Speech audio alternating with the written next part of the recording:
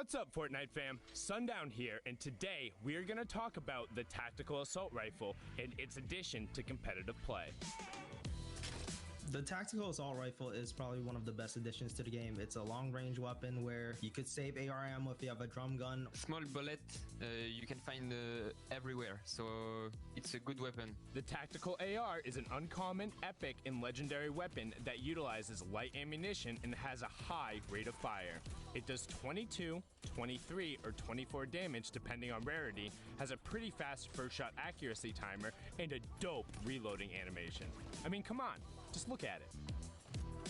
We've seen a lot of competitive players opt into using the Tactical Assault Rifle over the course of the Fortnite World Cup online open qualifiers. So let's hear from some of the players who qualified for the finals and get their thoughts on the TAC AR's addition to the game. It's really good, like really good. Once you get to endgame scenarios like 5th zone and beyond, it absolutely beams. It's very viable in meta right now. Everybody's been using it. I like it because you could actually sneak up on someone. It has this low sound, so it's hard to hear. It has its viability due to its first shot accuracy that can make it really strong, and the fall off damage isn't as strong as it was for the silent SMG, which got vaulted. I reckon the gun's awesome for endgame because if you've got height, that gun can really get a lot of eliminations because it's like a laser, and people endgame tend to have less HP than they would towards the early and mid game. So I think it's really strong in situations. Thanks for watching. What are your thoughts on the Tactical Assault Rifle, and when do you like to use it? Send us your opinions using the hashtag Fortnite World Cup, and I'll see you on the battle bus, or maybe on the high ground with a TAC AR.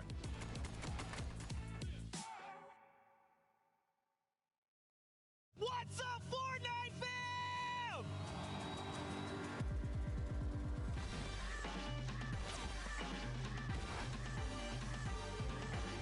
Today, we're going to be playing for $3 million for charity, folks, and it is going to be an incredible time. 50 of your favorite Fortnite personalities will be paired up with 50 celebrities put on this fantastic stage. It's going to be awesome. It's duos, so we've seen it before at the Pro-Am last year, and it's always a blast. I can't wait to see what's going to happen.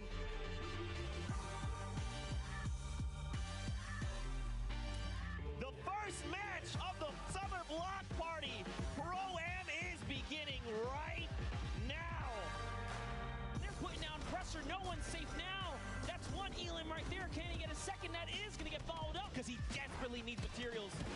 A player behind, 102 to the face. Look at this, he's just waiting for a full send. It's Symphony. He shuts him down. It's a 1v1. Who is the other player that's left? Oh! Here it is. He's going to go with the X. Oh! Airwalks. Wow. Dude, that was aggressive. Look at him go here. Just beating down players. No weapons. Doesn't even need them. Wants this. Look at this. Aiden's just supplying pressure. Oh, tries to go to the high ground. This might have been a mistake.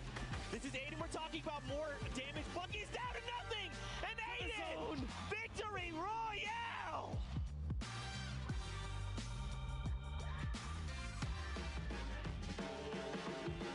Ball, it doesn't connect with the shot. Marshall Lynch hits 75 blue. One great shot connects up, comes up over top. It's a second right there, and the Rift goes out. Oh, she's on the run. She's chasing it down. You're not gonna let this one go away. Oh, no, you know you're a solo. No turning back now. 35 wide on that damage there, and Ewok got the target. One build remaining, and that's it. He's gonna land in front of him, and typical gamer. Final game. Typical gamer pops up behind Janina. Oh, the rage. At this point in time, not looking the best when it comes to the... Oh, no! Final moments, Golden Boy. This is it right here, the 1v1. It's going to be Aiden going up against Symphony, pushing forward, forcing the activity. Oh! Symphony with the victory royale. Your winner of the second Fortnite Pro-Am is RL Grime and Wow! I'm a big fan of competitive Fortnite and watching it, so this has been really cool to be involved with. That was easy, actually. Easy peasy.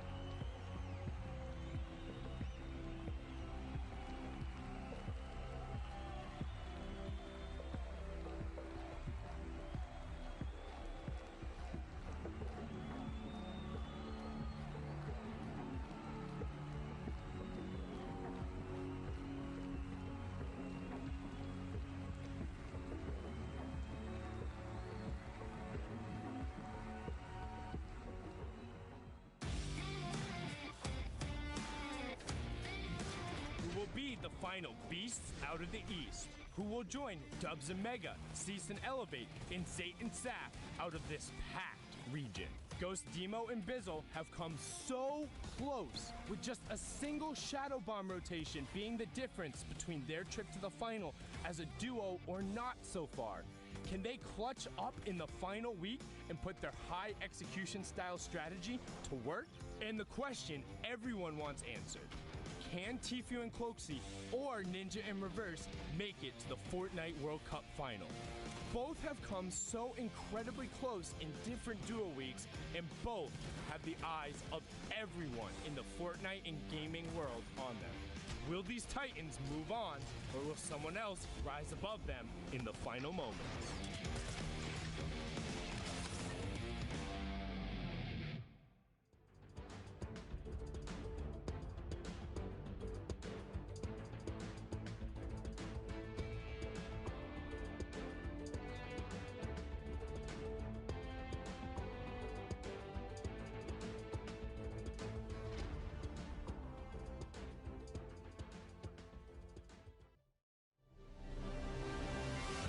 What's going on, Fortnite fam? We are back, and welcome to continued coverage of Fortnite World Cup Online Open Qualifiers. We're hanging out with our best friend Sundown, who's getting that real deep. Very proud of you there. Anyway, Fortnite fam, welcome. Let's go ahead and refresh your memory. All right, and we know we've been gone for a little while. All right, so let's get the memory going. All right, we'll start with the schedule. Don't forget, Oceania and Asia have already concluded. Europe as well as done. We're hopping into NA East games in here in just a moment, and we'll wrap the day later on with NA West. Don't forget, we also pushed everything back 1 hour, so that's why those times might look a little new. Now, of course, we are back to duo competition, which means top 15, top 10, and of course, 5 in the victory hour, all those placement thresholds. Every elimination is, of course, a point. Don't forget about that crazy prize pool. $2 million. Every single placement spot on the board will be doubled. Do not forget about that. That is huge. Now, of course, guys, a $2 million prize pool is pretty cool. Yeah, it's pretty cool. But what's more important are those qualifying spots. 4 were up for grabs in Europe, 3 in NA East, 1 in West, 1 in Asia, Brazil, Oceania, of course. I mean, we've seen quite a bit of Fortnite action today. And I mean, it's just going to continue getting better. Don't forget, we're hopping into NA East here in just a moment. But first, we kind of touched on it before this last little break. We got a new competitive Twitter, FN Fortnite. Is that what it is? FN Competitive. Fortnite is a good one. FN Competitive, F Monster with FN Fortnite. Check out the medias. It's where we're going to be posting a ton of stuff in terms of competitive, whether it's highlights, polls, tips and trick, VOD reviews, creator content, whatever you are looking for in terms of the creative side, competitive side. I got you. Will be on there. FN Competitive, you can check it out right there. But as Zeke said, 5 more spots are up for grabs. We hopped into Brazil a little bit before the break. They'll be wrapping it up. We'll have those final standings in a bit, but now we're going to jump into NA East, where 3 of the last 5 spots are up for grabs, and let's take a look at where the standings have shaken out so far. So first, only 2 or max 3 games have been played so far, but Slacks and Keys up top, 38 in the spread. We always talk about it. 9 points so far separating. So that's a decent buffer after your first 2 games. Yeah, for sure. I mean, especially with already a victory out under the belt, it's got to feel really, really good. But don't forget, we're still just kind of beginning games out. We're still feeling these games out. It is finals day, the final chance to punch your ticket to the finals in New York City. So I would expect to see the standings shift, especially if a group or two has like a really standout game. You know, we're talking a 20-point game. We could see this shift dramatically. Yeah, I mean, a 20-point game would definitely shake it up. But to be said, like, that was a lot of players in NA East who we've seen a lot of. 72 Hours in Vivid. You had Naga Ops and Kenneth up there, Z-Laner and his partner. So it's no strangers to the top 10, and they're going to look to keep that pace up there. Aircool, also shout out to him. So a lot of those previous Summer Skirmish veterans showing up in Week 10. That's right. Everyone is putting everything on the line to try and punch their ticket to the finals. But now, Fortnite fam, we're not going to keep you up too much longer. Let's get ready to hop into some games. Remember, we have a new person joining us that is Shia Wager, and we have Bala TW to get us through these games. Gentlemen, please, after you.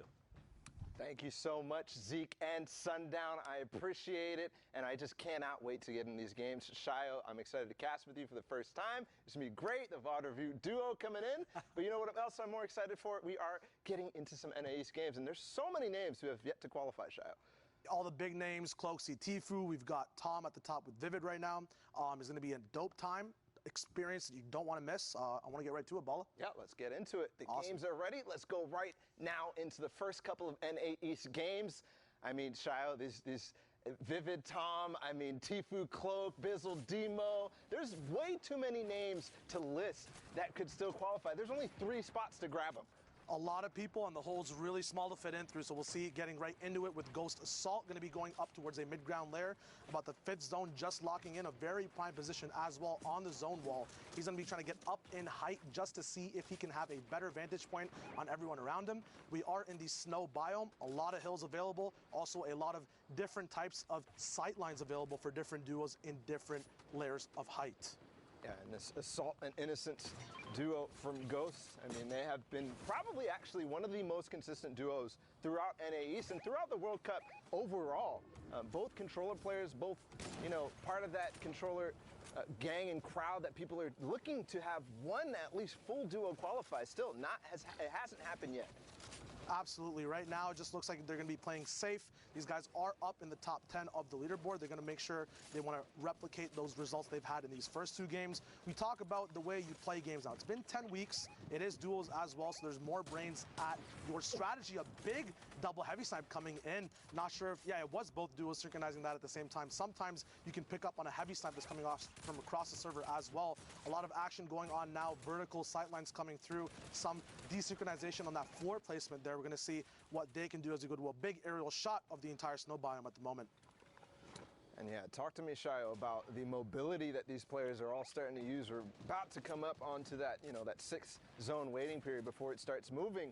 But everybody's trying to make their plans and even getting some double heavy snipers in. We already saw one tick through, and now Painful goes down. His teammate Tyler's trying to get away, and I think he is going to manage to do that, but not before Assault and Innocence grab from those spoils. You talk about the mobility. That was the priority there from Assault getting in, just picking up that jump pad as well as topping off his smokes all the way up to 6. Very smart stuff in and out, making sure he doesn't get too much pressure from other duos as everyone looks for those free loot piles near the end of the game. Now we have Fernando on a mid-ground layer as well. Erupt Slades is here as well. We'll see what he can do. Vols and Slades might be using 2 different names amongst each other. All these players switching up their names. 2Chen's going down as they hold up the Stormline pressure from their mid-ground tarped layer. A lot of chug splashes available from this duo as well. Now using Stinks. We'll see if they can play off of them or look for another angle. Going to be pushing towards Germ goes down from that Stink. Unfortunate there. They're going to be on a low ground layer, though. They're going to have to move up at any moment here before the action starts seeping in from zone 6. Oh, and unfortunately they're split heavily as we go up over Polar Peak. That launch pad's not going to get him all the way up, but you can see Keo and Imshoots right now using those shadow bombs to full effect to get up the mountain. Keo unfortunately falling down and taking a little bit of storm damage, and I think that's going to be the end of him. Yes, he does fall down, and the rest of these players also trying to do it. I mean, I just saw probably 3 duos total go down right now. Devious and Frosty, Wildo and his duo as well. That's crazy. They call Polar Peak the great filter of the Fortnite competitive scene, as it's always about, do you have that rotation, do you have the mobility, or do you have the smarts to get up with your mats? Not only that, where do you base up after that on shambles or not? We see Niddle also on the top 5 at the moment with his duo Casker, sitting not at that much white health, but that Siphon can click in, especially off of sitting in that ball, looking for that opportune moment to get the guaranteed damage and elimination to make sure he stays on top for those 8th and 9th zone big pop-off moments. See, almost taking those opportunities out of the baller right there as a couple players rotated directly in front of him, but for now, just outlasting the rest of the server. And hey, that's a good strategy, especially, you know, with these, look how many ballers there are right now, and they are having a good time on Polar Peak because they can climb and fall as fast as they want, no matter what, with those grapplers. Absolutely. You talk about insurance as well. It's awesome when there's a lot of people moving around and maybe 1 or 2 ballers, but when you have so many ballers together, you talk about the insurance behind that mobility. Niddle, the Riftigo, now going to get out. Big shots coming in. Karos going down, in and out of there. A nice burger combo coming in as Niddle now goes all the way down. The mountain going to go back up if it does bounce back. Yes, it does. Moving back towards this huge high ground tarp layer. A lot of other natural ground to be mimicked and manipulated towards as well as they move up through this entire snow biome at the moment. Caster and Noodle surprisingly together as well. Very hard to stay together off of balls too when you are moving in these chaotic environments. Unfortunately, that zone just went on the edge, so a lot of the players who were going onto low ground ended up being able to just come right back up without having to go down. But then Casker and Niddle with the rip play, trying to take high ground. They do take it from Tuxi, and his teammate Nut is somewhere looking for sure, but they have high ground now, and that is what they need. They have the advantage. They have all the position to win this game.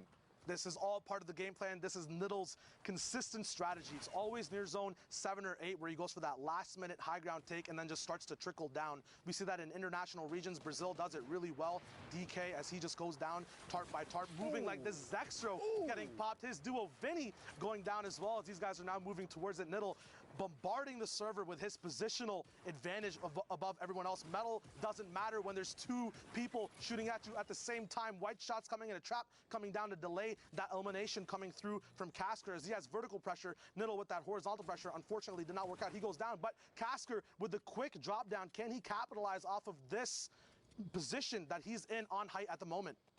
That player Puffin got chunked all the way down to what looks like 1 HP there, and then I think they did end up cleaning up, but no, Casker still having height, but Assault way down below. There is so much of a height difference here. Assault could capitalize if he just looks right back in his zone and knocks out either one of these teams. I believe they're going down as Casker takes out Top Gun, and then all the way down, he does have that redeploy, so it's now Assault versus Puffin, and the rift up from the top. Casker is coming straight down. Assault is going to take care of Puffin as he was low HP, and now in the zone. Casker looking to find exactly where he needs to go. He's going to get 1 or 2 layers above Assault.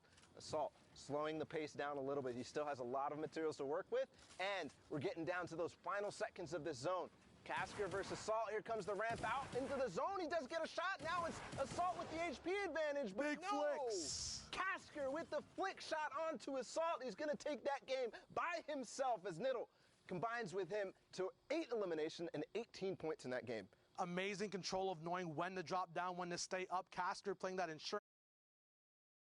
Even as a duo, being sure you're split up and covering for each other's losses will always net you that win at the end. And I'm already just giggling to myself right here because Tim the Tatman and Wildcat is the first players we're going to be hopping in with on board. With them 1 point in this game, this could be one of their first couple. One big topic in the Fortnite community as well is the content creators versus the competitive players and their success in getting games done, getting those qualifying spots secured. Blue damage coming out from Tim. Can he see that the individual that he was shooting at, Remdog, is going to have a weakness on his left side wall? He's going to go for that blue, but it's not enough. Not enough dynamic building.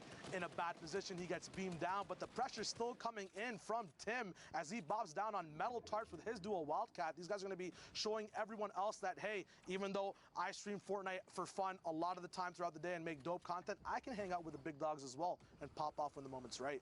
Hey, they were both at that Pro-Am, and here they're perfectly executing a pinch as they get shot a little bit, but I think they still have it. Yes, Wildcat's going to take down that player, and Tim's going to get the finish. Doing that classic animal aspect, right wall, left wall, showdown there on that other duo that they just cleaned up in record time. Not sure where the other individual is, but it's just big pop-off moments. So maybe they learned something at the Pro-Am, right?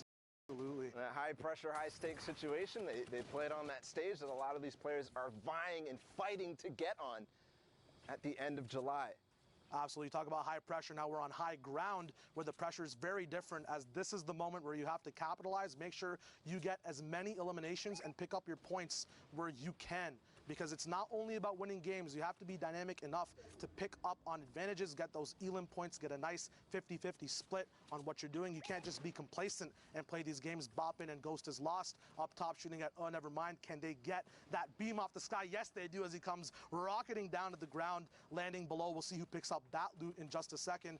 One smoke grenade left for Ghost, so not that much insurance as we talked about before, but we'll see if he can make his position. It is the best one on the server, right behind where the storm is going to be rotating to, and we'll see if he can pop off from that moment as well. So here now, 6 zone starting to move. You said it was the best position possible in the server, and I just have to wonder, why is that Shio? I mean, they have the high ground, and their back is What's going on here with Ghost and Boppin? So in this position, as you can see, they get a nice theater widescreen 16:9 native view on the entire rest of the map moving straight towards them. And they don't have to use as many mats at all. People can rotate below them. They can follow tarps. They just are allowed to do anything they want on their own pace when you have height right behind the storm. It makes it so that the storm moves onto you.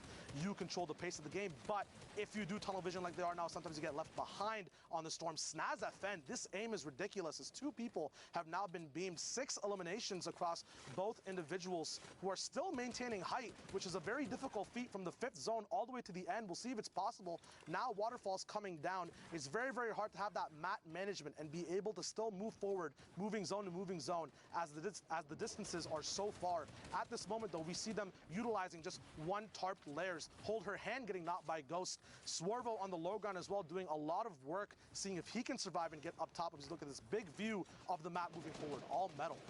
And Wildcat's still up in this game, so he's, pushing towards those placement points and earning them as we speak right now. Moving closer to that top 10, Boppin and Ghost up on high ground. We've seen them time and time again find these opportunities, find these picks. Not going to find that one, just barely, as he escapes from below him.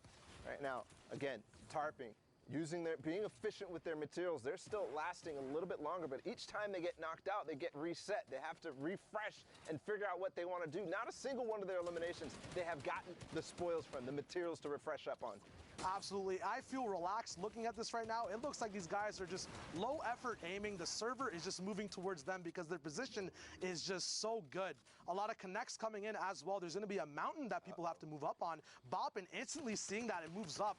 Awesome game sense there. He connects. Now they have an entire choke line on everyone else at the bottom of this side of the server. They can end the game before the 9th zone even shows itself. And I love what they're doing here. You talked about Boppin getting that mountain, getting the connection here, but Ghost is just staying down below. He knows the conditions of the server. He knows it's running dry on players, so they're making sure that they maximize all of the eliminations they can get, all the potential they can get out of the server. And I think they're going to clean up here, Shio, as they take out one more in Cam, one more player for them to find. This awesome positioning by both people, spreading apart, then coming together on pinches. Now they're going to fight together. No reason to give the individual Keen 2 1v1s and risk that win. A big tarp coming through all the mats. They finally got some fruition from their eliminations. We'll see if Keen can pull a Savage and Shadow up. He's trying to. Not possible. They're bopping, coming out with a donkey laugh. Easy claps from this duo right now. Keen still working at it. Ghost has lost. Very awesome and smart play there, going for that last elimination point, making sure these guys have everything from this game possible. Just a perfect 5th to 9th zone height hold and awesome win at the end of the day. And timing was everything there. They already blocked him out. You saw he tried to shadow out, but he didn't find any opportunities to get out from under that carpet that they made. It was so wide, so strong. And by the time that he ran out of HP, by the time he was about to go to the zone, they made sure they capitalized and got that last elimination. Absolutely. I'm seeing something a little bit odd here. I see Riversen on NA East. The East servers. Hello. And, not with his normal partner at all. Anthony, this is a new one for week 10.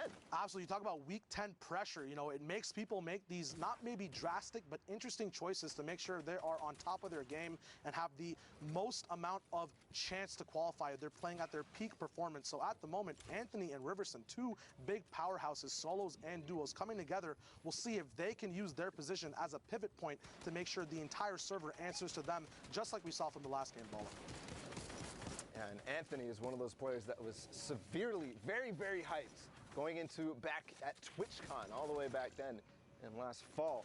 It's almost a year now since then. That's pretty crazy to think about. His partner Joseph splitting up now and, going with Riversun here, and Riversun obviously possibly moving to the East Coast for this. Absolutely. Or playing on that West Ping regardless. Big beams coming in as we talk about playing offer utility. Bolt Glace going down to this insane Munch Wombo combo. We talk about positioning as well as Anthony stays up top, letting Riverson stay in the fray of the fight, but providing support as well from just one level above. And they have that pyramid and floor edit as well. It's going to be impossible for those individuals who just went down to do anything for defense. But, Riverson looked as the role model of the West community. A lot of people learn a lot from watching his VODs and his streams. We'll see what he can do on East. Right now, it's still perfect stuff. Maybe he switched up for his ping as well. But if he is playing on 60, it looks really good. Looks good indeed. Now moving on to another duo that definitely looks good. It's Commandment and High Sky. Commandment obviously qualifying in the first week of solos. Not yet qualifying in duos, this partner High Sky right here. I also saw in the background Snood and Thwifo, who had a very, very great performance in week 8. And Snood, one of those guys who, was just barely making it week after week after week. So last opportunity here, you have that rift to go. That's going to get them very far in this game. Yeah, they actually choose, I think, to take the jump pad instead. It might have been an enemy rift. High Sky being the one who also had a very, very awesome Blackheart performance. We'll see if he can replicate that in this moment as well. First place. Yeah, first place. It was amazing. Bot reviewed that, learned. We'll see if that reload might come in the way of the beam. It does, unfortunately. No damage going down as he's in brick. Has the rift and smokes as well, as Commandment now gets up with his bandages. A big shot coming off on Warrior. That's a lot of good stuff earned by High Sky there. And you have to actually notice and take note of how he actually pulled out his rift. He was like, let's go, I'm ready for this. But then starting to, realize exactly what needs to go on. Commandment gets beamed down, but he waited that last extra second to get that elimination. But thankfully for Commandment, at 1 HP, Shio, he does have the minis and the bandages to recover it. After week 6, people understood that white health is something you have to prioritize so much, especially with the storm flip coming in throughout this whole week. It was just recently disabled for week 10, so people might still be on that bandwagon of holding that white health as for patterns when you practice and then you play again. He's very thankful for that right now, Commandment, because he has those white HPs somehow finding each other in the same box after smokes. It's so hard to locate a good path to move around in, but now Commandment looking for anything to capitalize on. Big beams coming down, 272. The entire blue shield gets broken from that low ground commando skin. Fami finally going down to the storm actually after that beam. We'll see if these actually smoke again, stick together. Balls everywhere as well. They're going to be dropping down to the low ground. This is the best option for people trying to stick together, but the riskiest after it's done, because you have to now make an entire new development of your own layer, your own boxes to get enough pressure to capitalize on through the rest of the game. Now Commandment going down to low ground here with High Sky. I'm curious of what's in High Sky's inventory, because we haven't seen them swap any sort of heals or anything like that yet. But Commandment did get that siphon from the player who went down the zone, but hold on. Splode's coming in from the side. They back up together. Now Shadow's going in again.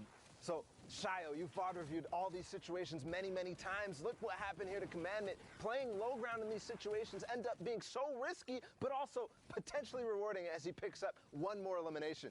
The biggest thing about this zone at the moment is that although people hate on them, balls are still available, making it so that there's not too many builds blocking Commandment from coming back up from that low ground. We talk about low, let's switch over to high. Riversun up top with Anthony, once again doing the rain dance, all the bullets falling down below. Frey, Snood, and Thwifo are actually going to be the ones to get the front of that force from up top. Riversun drop.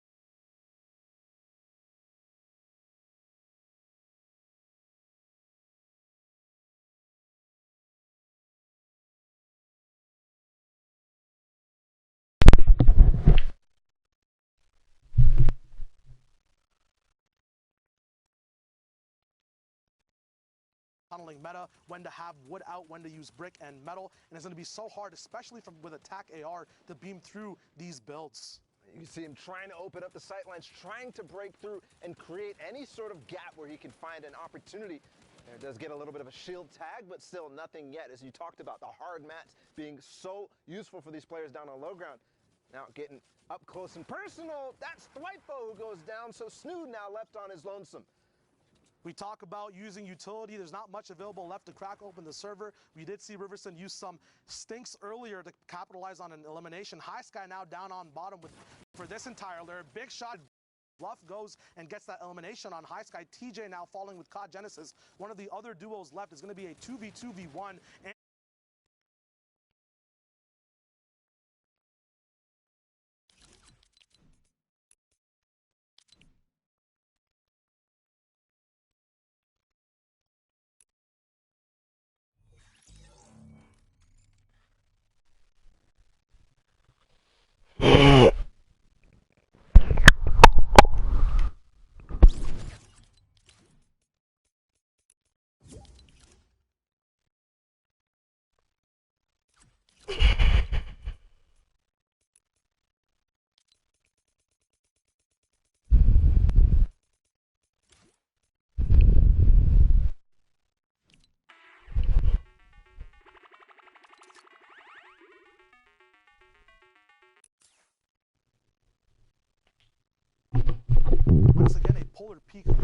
looks like every region is now having their own respective biome to play in. We saw EU with a lot of guys or Northeast games. We'll see if the filter, the great filter, can be overcome this time as thick.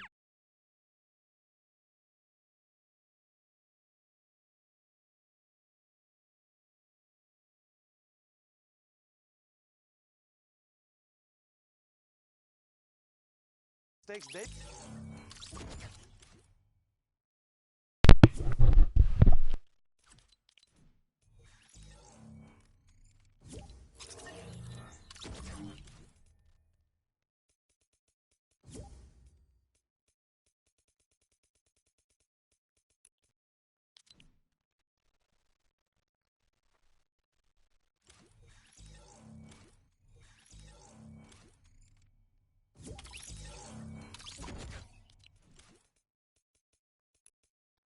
Auto join back.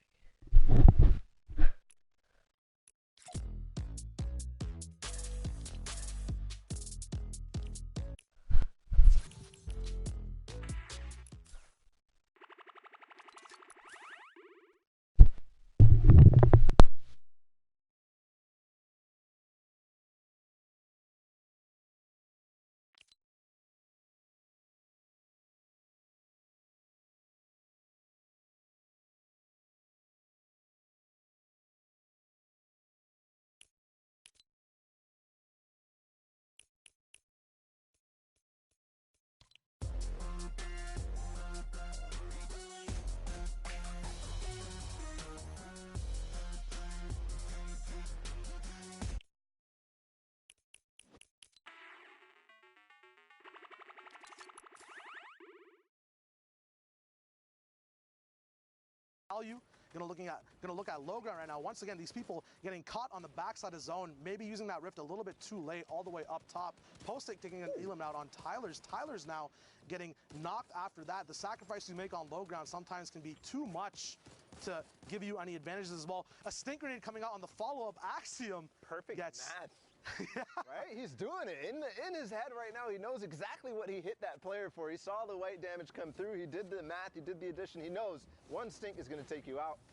So perfect recognition here. They took out Painful's teammate a second ago, but no, I thought he was going to go ahead right through the back of that. It's going off the side of Polar right now, and we know who's up on top. It's still Famhood and Sheep continuing to hold that real estate. The big thing about this Polar mountain, especially when you're playing on the side of it, is it always gives you natural ground to connect to on the mid-ground tarp layer. So that's going to be very, very important for all these teams who are going to be looking for shots above and below. Trying to shoot up from mid-ground is always a big risk as you can get knocked down from below you, but now that can be opened up. So Sheep is being very, very meticulous about where he looks at, focusing a lot of his attention on the low ground layers because he knows that this position might be a little bit more vulnerable than usual. Big shots coming out on him, but he has a lot of shields and a rift as well, just in case things do hit the fan.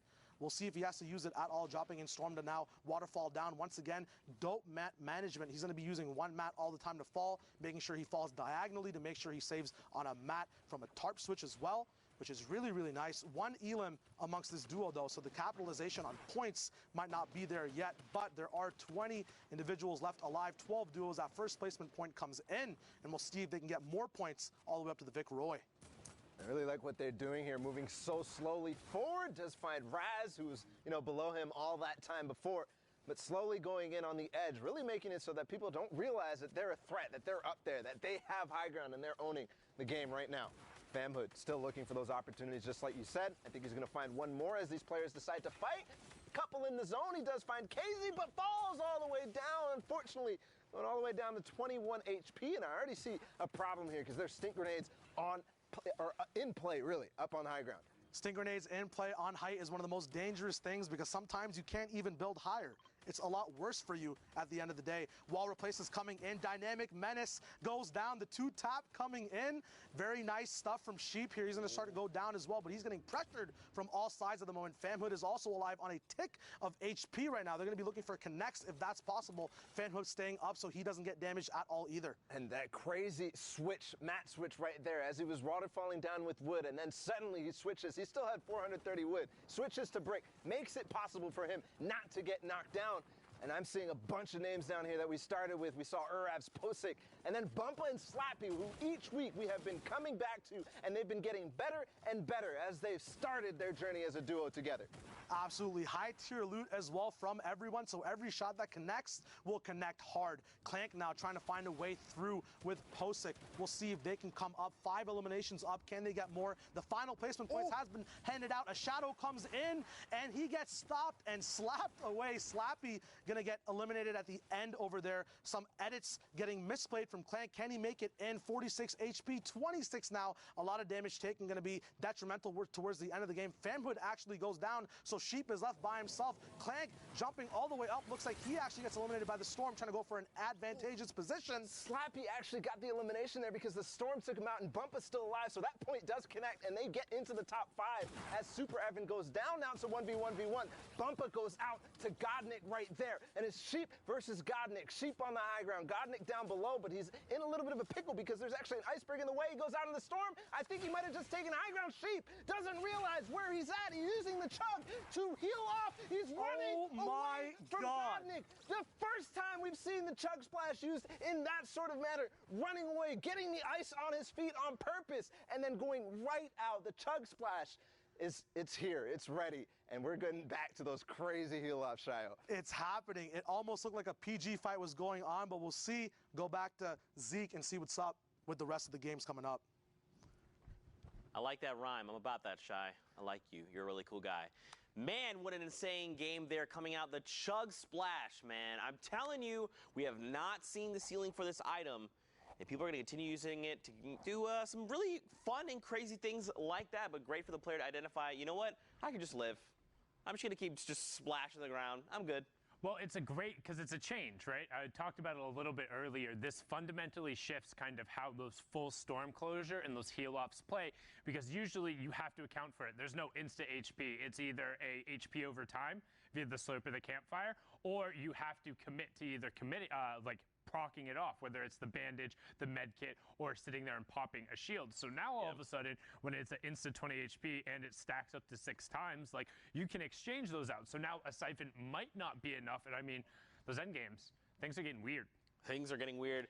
Speaking of weird, I don't know, I didn't make a great transition. But we're hanging out with Sundown. These plays were sick. They weren't I was going to say, yeah. Let's get right on into it, or let's dive on in. You can see the swimming pool over there. But first, we're on board with Niddle and Casker. Now, Niddle has qualified in the solos, is able to pick up 2xe there, and then start his work from top down. He picks up a nice double here onto Zextra right away, and then he finds Vinny right afterwards. So brilliantly done from him to be relentless, chase up with this, and manages to get the wall replaced, and then pushes in and will be able to close that one out.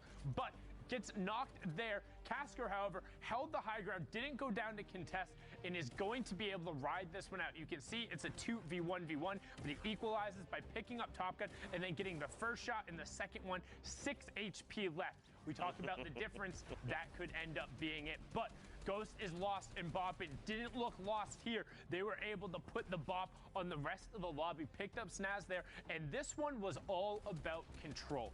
They're running the high ground from the entire time. They made sure they identified the threats by them, and then they picked good targets on the edge of the storm. And you can see Ghost following up right away. Virtue trying to make a move, but it wasn't enough, and Boppin is going to be able to just follow it up, and you can see them being relentless. And then Ghost, this is great. They tarp out the whole level. They know he's there, and Ghost is like, we're not going to lose. I'm 100/100. I'm going to go down. Every point matters. That one got them the 13th elim, and now we got Anthony and Riverson. So Riverson used to be the best of the West, now playing over in the East, trying to be a beast here, doing everything he can to get another qualification spot. He wants it so badly, picking up Pwifo there and trying to push through. You can see pulls up with a great flank and control around the zone to get TJ, stay in it, and then recognize the shot onto Bluff at the end. Just brilliantly done. We've seen Riverson before, and now trying to do it with the new duo of Anthony in the final week. We're used to seeing him with Persecute, but let's see if it's enough to get him up here on the standings. Here we go. Right now at the top, you've got Zayt and Saf leading with 48 points, 4 games played. But right behind them, you've got the liquid duo of 72 and Vivid. Tetra and Eclipse right behind them. And look at this, man. From top to bottom, an 8-point spread. that's, I mean, 8 points in striking distance is, you know, making it what, let's say top 5 and a few victory royales, and suddenly you're finding yourself up all the way up here. I mean, this is still really, really close. And the one thing you have to realize, Eclipse and Tektra have already qualified. Zayt and Saf have already qualified. So right now it would be 72 hours and Vivid, Slacks and Keys, and then Assault and Innocent. But with all of these players here, we've talked about a reasonable pop-off game being about 15 points. It's a 5-win victory royale or a top 5 with 8 elims. And in duos in particular, because everyone kind of squishes together at the end, those numbers can be inflated. We've seen 20-plus point games. Yeah. We saw Stompy Dashinkin drop back-to-back 20-point games to take the top. It is still anybody's tournament for the last 3 spots. And again, this is it. After this, you're done. If you played on NA East, you can hang it up. If you're not going to New York, you get to watch with everyone else. That's right. And again, you know, if you're seeing these players and you don't recognize them, or maybe you do, just take a moment, send them some love. They're playing their hearts out right now, trying to punch their tickets. But of course, Fortnite fam, we're ready to hop back into more games. Thank you so much, Sona, for hanging out. We're going for a dip, so let's send it back over to Bala and Wager. Thank you, Zeke. Those eyebrows always on fleek, and so is NA East as we get into Dubs and Mega, the big titans of the entire server on solos and duos. A nice, varied actually rotation coming in. A ball sticking beside a flintlock pistol like a mother deer and her fawn as these guys move around the field at the moment. A lot of mats available as well, and they keep saving these mats as well when they use this type of rotation. I love the use of the flintlock as a rotational item. It's something that you can always basically count on finding at least one, or maybe a glider redeploy, shadows, or something. And that flintlock, hey, sometimes you have it and you're like, oh, I don't have any rotation, but it saves the day here as Dubs and Mega make their way towards the zone and almost approaching that top 25. That's not a placement threshold here in duos. It's actually still half of the server alive right now. It's just really impressive that these guys used these many limited mats, saved the ball, and got in without taking any damage, as it's so hard to do when one player has the ball and the other player doesn't. It takes so much experience. Speaking of experience, knowing the proper sight lines and the proper builds to shoot as well is huge, as Dubs is going to be calling the shots on who to shoot at the moment. Dubs looking at boxes beside him as well that are just completing. A lot of chaos going on around him as well. A blue tac shotgun available, so he gets multiple shots in close range. It actually does out DPS the combat if you are in that box-to-box moment, and that's what he's going to be looking for, doing his patented wall replacing. It is the box fight meta. And we'll see if Mega can play that meta as well, as one duo holds while the other one pushes. Flintlocks coming in that tack. Double tapped. Ghoul goes down, now representing his name as a ghost in the server. We'll see what else these duels can do as we look at a huge aerial shot of everyone on the same layer on this mountain in the map. Starting to flatten out, but we know the moving zones are coming, and we know those change things very fast. And as I was looking at those standings, I was looking and seeing what the average points are for those top places, the people who are going to be qualifying. Zayt and Saf up at the top, they were averaging just slightly over 10 points a game at 46, and they had only played 4 games. Same thing with 72 and Vivid. And, you know, I have a funny story about Dubs and Mega, actually. Dubs was giving me advice on how to play in the finals. He was like, Bala, you got this. You can qualify. All you need to do is get 10 points a game. I'm like, okay, buddy. You're only one of the few people who can do that consistently. One of the only in the world. We talk about the placements and where individuals are in these leaderboards. The first 5 games and the last 5 games and these 5 shots coming out of Vix are so different and important as he gets that knock. When players are playing your first 5, the mentality is very different. You have some momentum, but as you move around in those leaderboards, those last 5 games, people start getting more serious. People start throwing games. Speaking about throwing things, all these bodies getting thrown in the air as everyone is on rotation at the moment as the zone just starts moving. Looks like no one's really moving that late. Rote is left behind with Zeshi as well. And I'm already seeing the top 3 players, or duos, up on the leaderboard, Vivid and 72, and we saw Keys and Slacks as well down below them. Looks like Vivid is in a clutch situation right now as his teammate is already down, trying to find the player on the zip line. He heard it coming. Started to put his attention immediately on it as he tunnels forward. Again, we talk about it every single time. It's always get ahead of the zone, look back, look for those gatekeeping shots as he sees, he opens it up, gets the stairs in, the edit comes through. Divine had no chance and no speed to realize that that was going to happen from Vivid, taking an opportunity to find that elimination.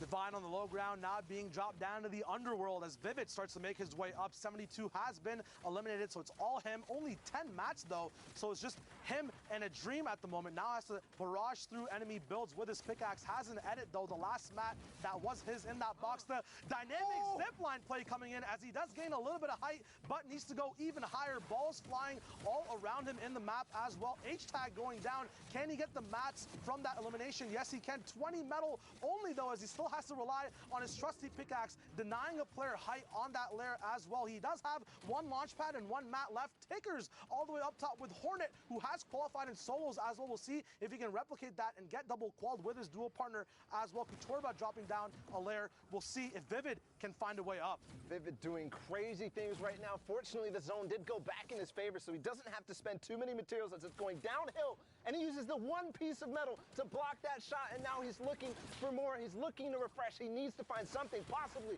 both of these eliminations in the storm. Yes, this is going to be the mats that he needs to refresh. Not even much, though. Every single time he finds an elimination, there's not much at all. The edit coming through, is he going to finish it off? Yes, but does he get the mats? Not really. Not really just yet, but taking the time, going back, still. Only 10 builds, really 15 builds here. Vivid, can you really do this right here with no mats from all the way back when? Clutching up, now into the top 5. He is doing this. The big thing about getting these low ground eliminations is that everyone else is also in shambles.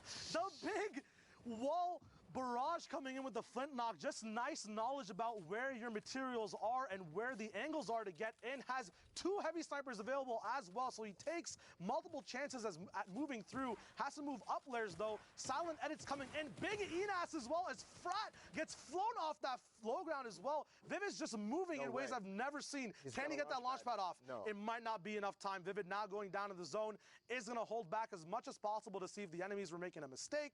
But that's the game. Hornet and Tickers playing the positional game there and winning it off with all this multi-high and low ground coming out. Look at these tarps, Bala. Yeah, this fossil is ridiculous as it goes all the way back. I mean, really, we could actually track the story of Vivid, right? He had no materials through all of this. He barely contributed to that thing, but he survived until top 2. So what a performance there from Vivid, and that's why they're up there. That's why they're in second place right now.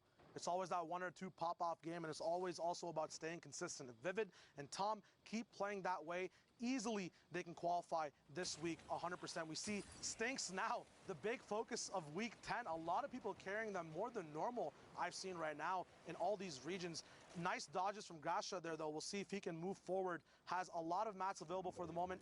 3 elims amongst him and his dual partner Daxter, both representing E11 Gaming. They do have that patented flintlock and redeploy combo. I think is one of the most dynamic combos in the game, as you don't have to pull out anything if you fall off from height. It's very easy to kind of manipulate where you want to be exactly with those 2 items. Granted though, they do take 2 slots.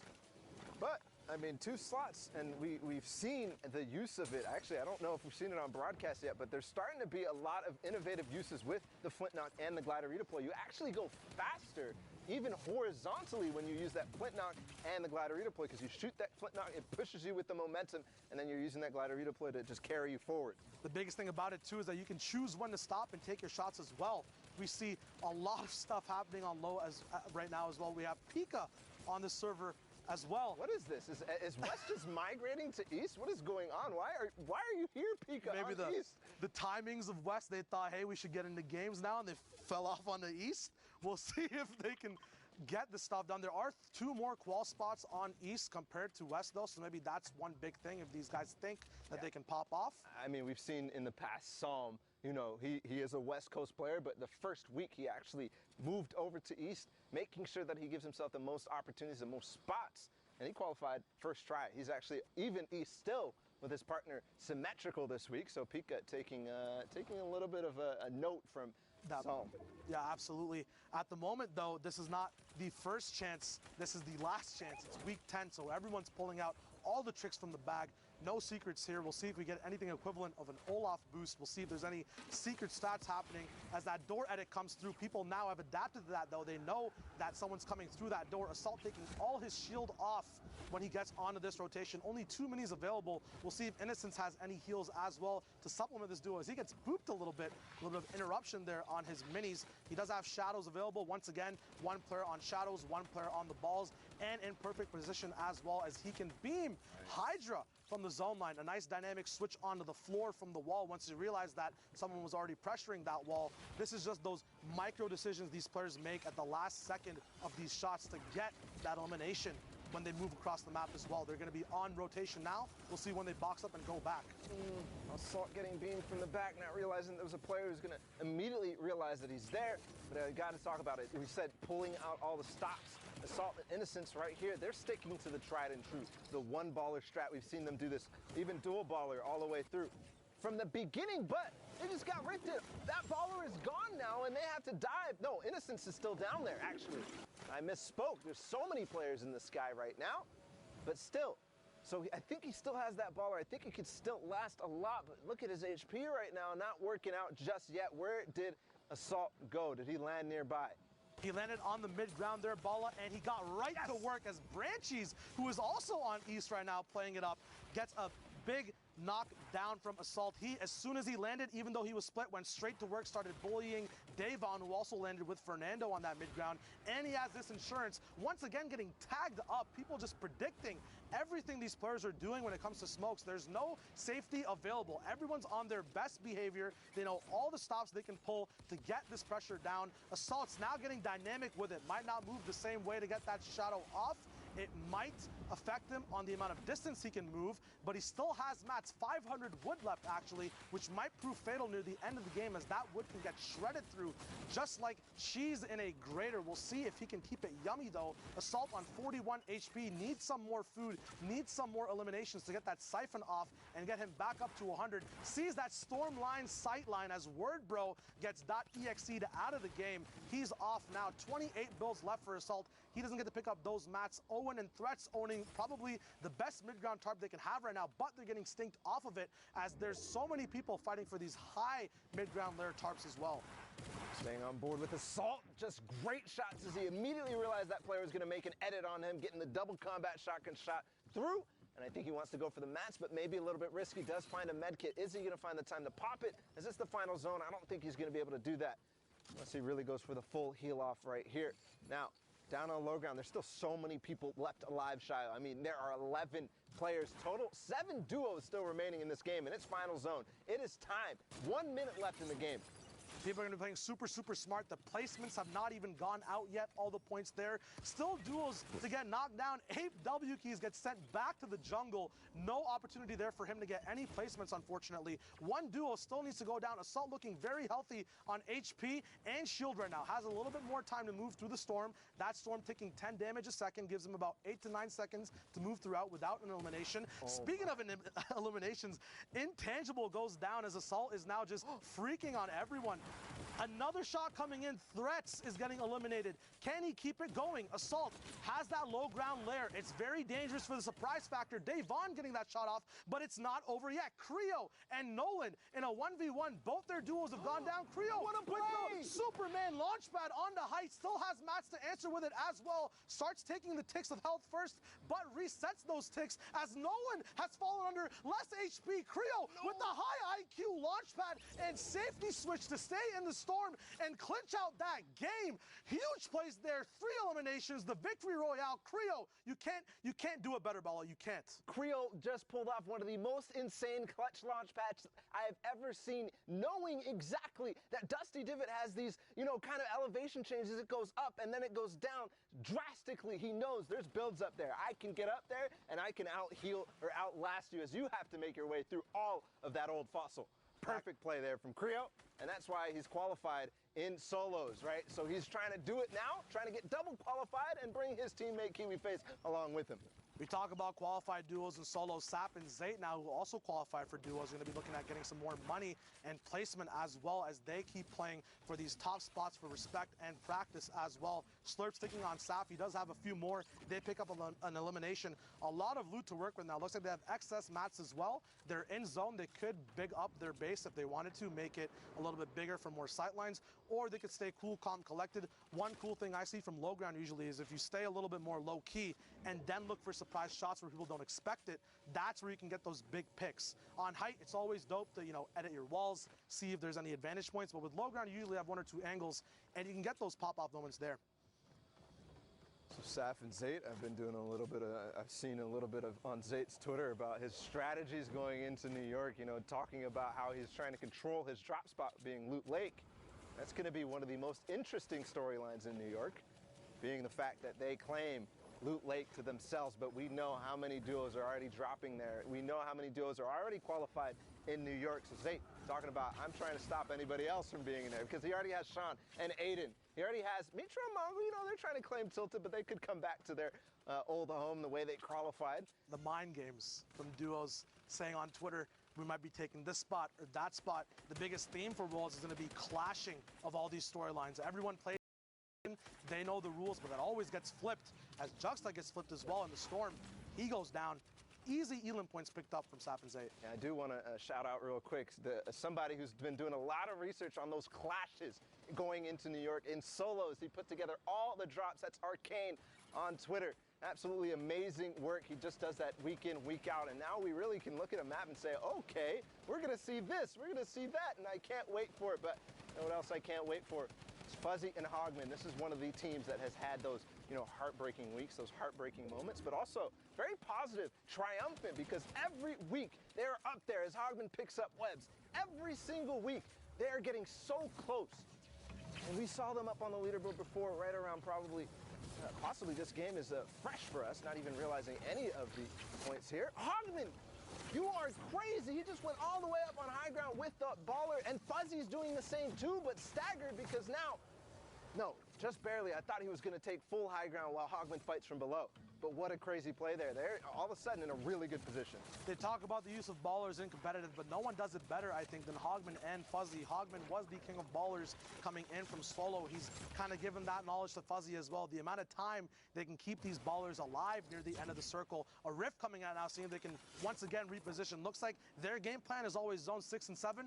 Fight for that height. Use your mats then. So if the balls don't work, we'll see if the Rift to go can work. And it does almost, as Hogman gets that slow deploy, but pops off on Sean Claude from the back. We'll see if he can build up. Another shot coming in. The Sidewinder combat shotgun. We'll see if he can wall replace here. His enemy goes down lower towards the ground. Sean gets that Elim, or Hogman gets the Elim confirmed on Sean. Multi-layered high ground available as well for this duo. Yeah, and I'm curious, okay, they are going to use the launch pad to get right back down. Actually, Fuzzy's going to go ahead and drop all the way down. He does have that glider redeploy, but one thing I'm noticing in their inventory, they have the chug splashes. We saw the play earlier from Famhood. So that is a possibility here in this game, but there's still so much to play, Shio. The Chug Splash is one thing you can always bait and switch with. We saw that high ground PG fight about to happen, but instantaneously that heal off came in. We'll see what these duels can do with the utility they have. Brispy going for a nice utility play as his trap gives him some fruition, but he can't capitalize on getting those mats, ammo, or weapon upgrades because these guys have to move for the Storm. Sometimes you can get those high priority elims down, but you won't be able to get everything out of them except for just the points, and it might make it so that you fall behind on tempo for the rest of the game, moving on positions. Speaking of tempo, I love how Sherry here is not, you know, full topping all the way through, but what he is doing is placing a floor and a cone on the bottom layer and making sure that if anybody's going to go below, I can make that edit. I can open up on you. A lot of personalized styles from a lot of people. Powbro going down. We'll see Cherry actually moving behind his builds as his duo stays up. This is huge. 6 duos left alive now. One more placement point left. We'll see who's allowed to play and who is not going to get any placement points from this point onwards. Hogman on the high ground with Fuzzy, who's trying to wall replace. Once again, this genius type of split on height where one person, one target, for the other one goes and does the dirty work. Fuzzy in a dirty situation, but Hogman cleans it up. Very nice stuff there as they get that Elim down.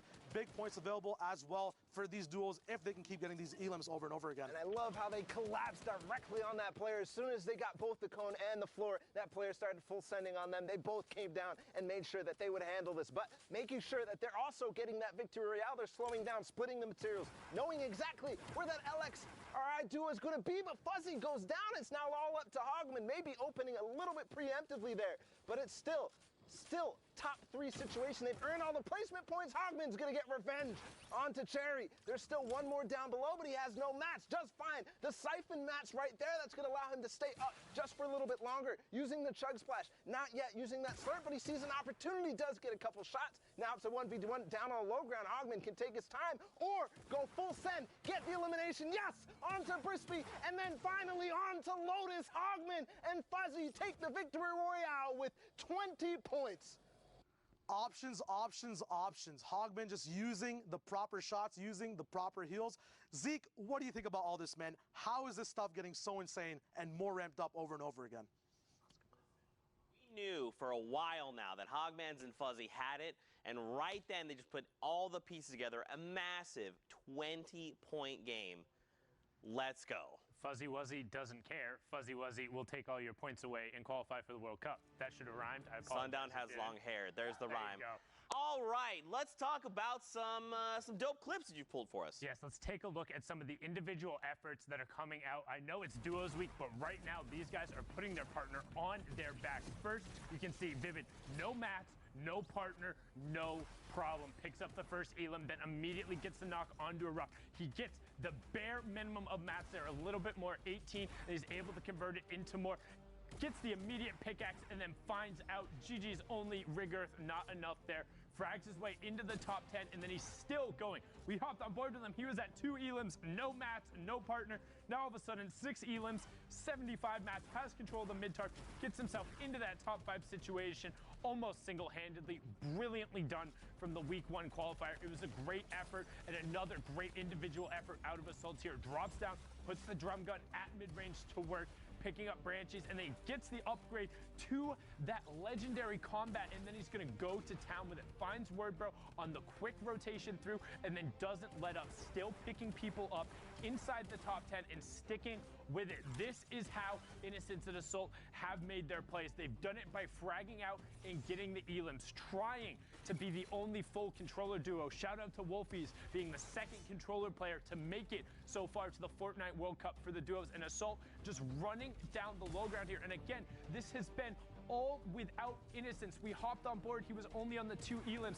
He was able to get 5, 6 now, and then get himself into the top 5 as well. Just a done play, and will the individual efforts be enough? Speaking of an individual effort, Creo with the nuts launchpad up onto the high ground, and then watch how he stays in the storm. We talk about every single interaction mattering, sometimes not even the interaction mattering, every single second, and just having one more second in the zone. He knows when it goes to full close, he's ready to challenge out.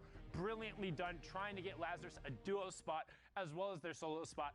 Let's take a look at the standings so far, and it's Slackies and Keys right now in the top spot, 57 points. The Young Calculator and Macwood just behind them with 56, and then Aroa and Npen currently in third at 55.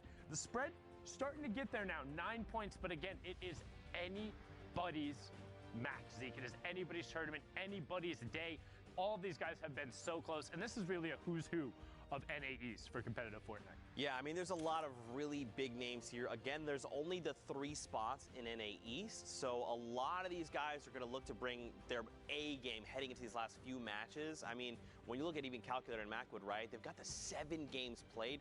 That's a lot with very little margin of error there, so gotta hope they come up with some really big games. But Fortnite fan, we appreciate, of course, you guys for hanging out with us, sticking around for Fortnite, all the Fortnite action. But for now, we're gonna go to break. I know.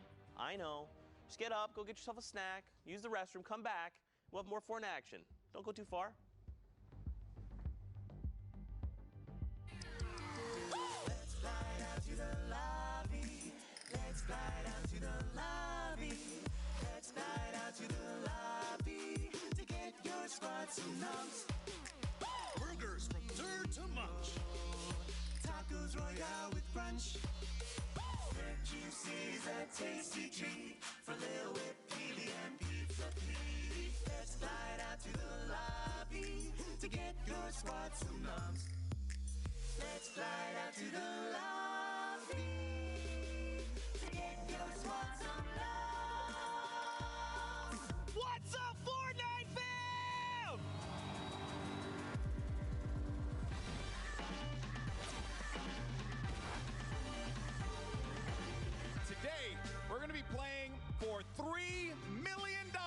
for charity, folks, and it is going to be an incredible time.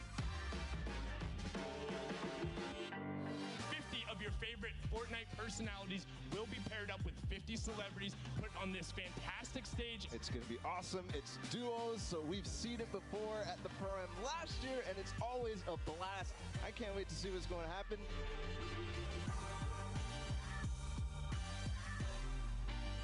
The first match of the Summer Block Party Pro-Am is beginning right now. They're putting down pressure. No one's safe now. That's one Elam right there. Can he get a second? That is going to get followed up because he desperately needs materials. He's just waiting for a full send. It's Symphony. He shuts him down. It's a 1v1. Who is the other player that's left? Oh! Here it is. He's going to go with the X. Oh! Airwalks.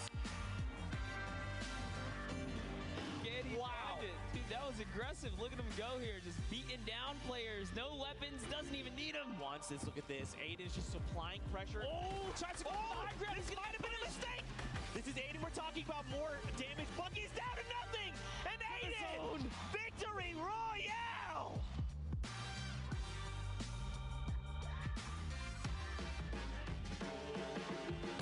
Well, it doesn't connect with the shot. Marshall Lynch hits 75 blue. One great shot connects up, comes up over top. It's a second right there, and the Rifta goes out. Oh, she's on the run. She's chasing it down. You're not gonna let this one go away. Oh, no, no. You know you're a solo. No turning back now. 35 wide on that damage. Darren Ewok got the target. One build remaining, and that's it. He's gonna land in front of him. It's typical gamer. Final game. Typical gamer pops up behind Janina. Oh, the rage. At this point in time, not looking the best when it comes to the... Oh, no! Final moments, Golden Boy. This is it right here, the 1v1. It's going to be Aiden going up against Symphony, pushing forward, forcing the activity. Oh! Symphony with the victory royale! Your winner of the second Fortnite Pro-Am is RL Grime and Aerox! I'm a big fan of competitive Fortnite and watching it, so this has been really cool to be involved with. That was easy, actually. Easy peasy.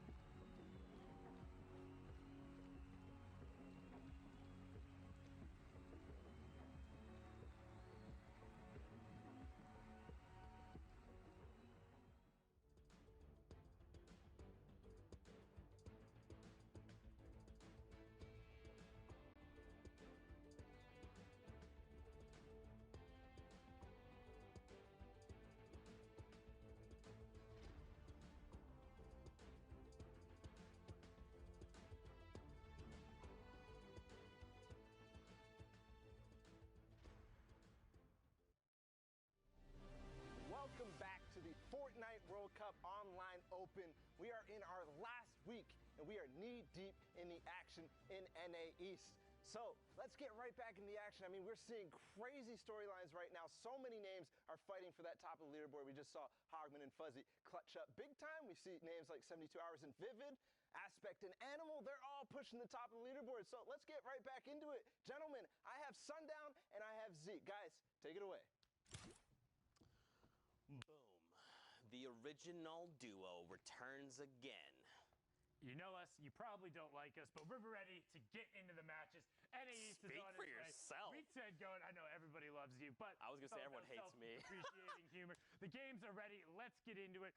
The back third of NA East. These are going to be the final, not quite the final match. We've still got a little bit to go. We still got a little bit of leaderboard to work through, but we're getting down to the wire in terms of the spot. Brazil is getting down there as well. We'll have those results when they're final, but only 5 spots left. And the Fortnite World Cup solos are done, and this will be the end of the duos as Bugga gets sent back to lobby right away. No wall replacement going on there, just a straight shot to the grill from Exis and Cease.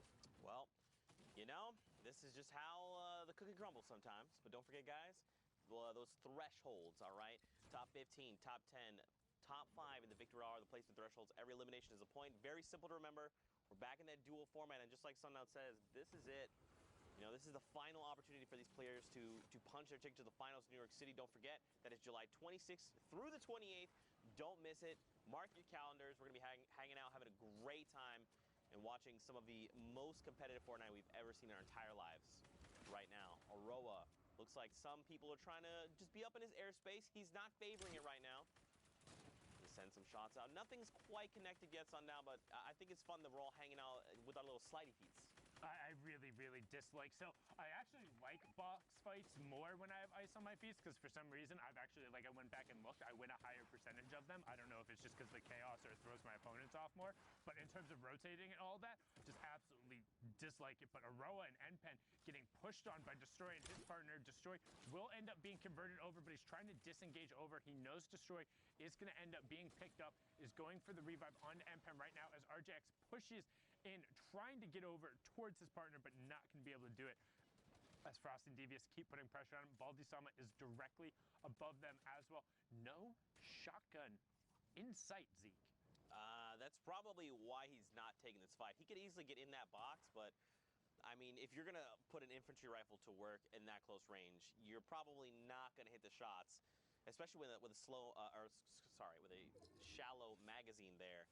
You probably just don't want to be taking those fights. Well, it's so close range, it's not horrible, right? 44 to the chest, and then you have the 88 afterward. Oh my God! He uses it, he pushes it to the box, and he finds it, the back-to-back headshots. Dini gets sent down right away, and now Baldy knows he has that wall. He's trying to find the shot. Can he find it? No, instead gets ripped up into the sky. He's like, all right, I'll take a free rotation. Would have liked the shotgun, but a rotation will be nice, as you can now check out the backside of the storm. Ricardini, Assassin, FA Mark, Dodo Crunchy, and Orbi all trying to make it over to that launch pad.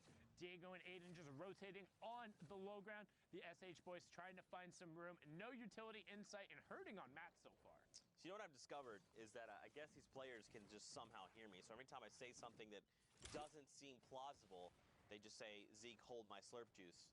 Watch this. So that's why I basically said that. I was like, there's no way.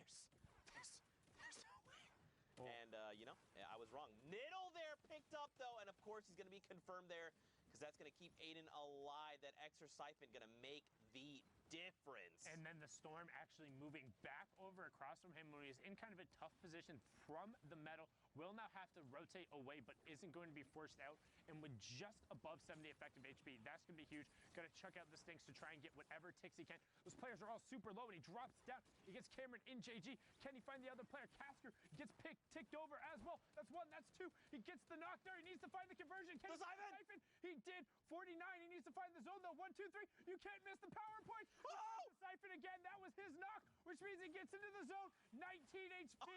And Jezel TTV takes him down. Give him a follow there, as Som and Symmetrical are the only ones up on the high ground. The rest of the lobby is going to have to go up against Old Man Mountain as Aspect begins his climb. So does Exis. Tendons and Nolan's directly behind him as we're closing in on the top 10. Z-Laner picks up Funded, and Nolan actually gets a knock onto Som, which I'm assuming is from knocking out the high ground. So I'm not sure anybody's up there. Yep, high ground is now gone. Aspect and Animal own it. 12 players, 8 duos, top 5 is the next threshold. You've got a player down below using that campfire, trying to keep themselves alive right now in Aspect. And you know, his dual partner Animal, like you said, they've got the high ground advantage. This is huge. It depends on where we're going, but look at Animal's HP. Bottom left right now, critical condition. Laner there is going to be picked up, and on 106 over on the dome of that player. Aspect only gets traded out for 38. He wants to go aggro on him. He knows where that player is, knows he's on the backside. He's looking to find it. How deep did he disengage down? Can I go find it as Symmetrical picks up Bambi for Pyronic? And we're we're going to have our top 5. So now it's Stony and Crunchy on the low ground. Tendons and forwards on the tarp beneath. Aspect and Animal on ultimate high. Tendons and Nolan are in your bottom right-hand corner. Aspect and Animal in the top right. You can see all the rest of the action on the left-hand side as Stony does end up actually forcing down Nolan. Tendons goes to try and challenge, is able to find it, and then Stony gets knocked as well. But the high ground's going to be the difference as Tendons is doing everything he can to remain in the zone, and he found it 10 HP, but it's not going to matter. Aspect picks it up. That's the 4 elims plus the victory route. 14 points going over, pushing them up to 53. That's why they were up there on the leaderboard. The favorites coming in after all the warm-ups kind of fell off, but Aspect has been rolling, and they're trying to make it again. This is week 10. Oceania is done. Asia is done. Europe is done. And we're in the back half of NA East. It is time to put up or stay at home. The trips to New York City are on the line, and Bizzle and Demo want to be there together. Of course, Bizzle qualifying in week 1, but he wants to be playing with Demo on that stage. Yeah, absolutely. I mean, you want to try and get your dual partner into the finals, right? This is going to be one of the most insane events, I think, ever, right? And if you're Ghost Bizzle, who's already qualified, you're thinking, I've got to try and get my dual partner there. Demo, we've got to make it there. And, you know, they've come close. They haven't put it together yet, but... I think they came probably about as close as any other guys. I've told this story a couple times. Yeah, you have. In, I think it was week 4 or week 6. No, it was week 6. There was one Shadow Bomb rotation when they were in 16th place, where they popped the window and 2 guys were staring at them, just waiting for the door to come out, and they both got lasered, and a half second later, somebody else went down. So that would have been the points. That would have been enough to push them over the top. And that's when we talk about every little moment mattering, every decision sometimes being the difference. That is the prime example. But Virus QT does get picked up, and Bizzle and Demo are going to look to make a case here. Kind of hurting in terms of utility, but positional-wise, not in a bad spot. Yeah, I mean, ammo is looking pretty sparse, right? Just a mag and a half in the AR there, a few rounds with the flint knock, a few slugs there for the combat, not much the way to work with. Look on the other side, though. Vivid. He is 2 boxes away. Now, 72 is in critical condition. Take a look, and look at this. 5 total builds. No shields on either of them. Like, they have less than 100 effective HP. They do have a rift, but you don't want to go skyward unless you're going late, and it can guarantee you placements. But you also don't want to be caught out in an awkward rotation here. They can't afford to tarp. You either have to go right away or go super late and just pray nobody looks in your direction, which for somebody, they're sitting on 50 points. Can he find 1, 2, 3, but the 16 isn't going to be enough. They desperately needed it, but now attention is drawn their way. 72 is going over. You see the combat swiveling towards them. It's Lotus directly above, Predator on the backside, and they're going to go late. They're going to go late, and they're going to pop and just hang out and hope nobody looks skyward, because 1 AR bullet will drop 72, 2 will drop Vivid, but right now everyone else is worried about rotating. And there it goes, skyward, and he knows it's white. All of a sudden, Vivid goes straight. Oh my God! Box, can he find it? Oh! Mateos gets dropped. That could be the difference. They have all the mats. They have the mid-tarp. They need to drop down and get more, though. They need the campfire. They need all the resources. You see, on the right, Vivid is down. You have to cover your sides. Vivid is down. 72 has to clutch up, but he's taking ticks. He's over in the storm. You can see him there, dead middle of your screen, and he is down outside of the top 15. But look in the bottom left. Ninja in reverse still up. Bizzle and Demo, Artsy and Midas, Sean, Claude in the middle as well. And hello, Burst SMG. First time I think we've seen that. All cast. Bizzle puts it to work right there. Every single weapon, every single form of utility, everything in the hands of these players that are playing the top 0.001% will be lethal. I mean, Bizzle doesn't even need to use weapons sometimes to be successful. We've seen him, you know what, I'll give him a shout out for the memery, but like, in the end, it's really impressive doing that. You don't expose yourself to risk, but the fact that he's still going out and trying to make plays with the impulses and the turrets, like, that's when you know somebody's on another level for the solos competition. But Cartier Cole and Cartier Chris looking skyward, drops everyone, and he turns back. Cool guys don't look at explosions as 1-2 tick over right there. Really heads up play. Unfortunately, they're not going to get the materials and ammo, but still, 2 eliminations, 2 points on the board, and pushes them into top 15. You like to see it. The lobby is going to continue thinning out. Now, keep in mind, top 10 is that next placement threshold. That's where their next aim is. You've got someone up in the sky trying to challenge Germ, I'm so sorry. You have been eliminated. Hogman goes down, but was inside the top 10, so he got the 5 points. Bizzle and Demo are still up as well on the mid-tarp as shots are raining down from Chris and Cole. They're doing so well. Bizzle and Demo both go down outside the top 5. No more points there for the vaulted duo. And now Janik picks up dimes. We have our top 10 as top 5 as Cherish is inside of it. Reverse and Ninja still on the low ground. Lotus with a great slide around. Reverse with an even more heads-up play. Ninja's in your bottom right. Cartier Cole in your top right. Janik and Stowe on the mid-tarp as we have a 2v2v2. RPGs are coming out. Can they catch it? They catch it right away. Player gets dropped down. Ninja reverse made quick work of him, but then Ninja catches the rocket right on his face. Can he find some time? Watch Ninja in the bottom right. Cartier Cole in your top right now. You can see Reverse trying to get an angle to support him. Cole has got the RPG reloaded, begins to work top down. Ninja continuing to tarp himself out. Did have enough room. Reverse went to the sky. Are they going to look up while Ninja tries to get them distracted? Now they're looking downward as Ninja is distracting. This is the split from Reverse. Gets blasted out of the sky. Interesting call as Reverse now gets dropped to Ninja. Make the play. The clutch is on him. Gets cracked back 17 HP, but now he has the high ground with Shadows. Needs to pop minis if he can get the room. A siphon would be huge, and it's not going to happen. Chris and Cole shut down Reverse and Ninja. 8 elims in the victory royale, pushing them up to 45 points.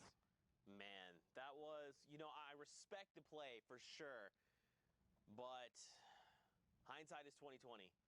That's all I'm going to say about that. Next game, here we go.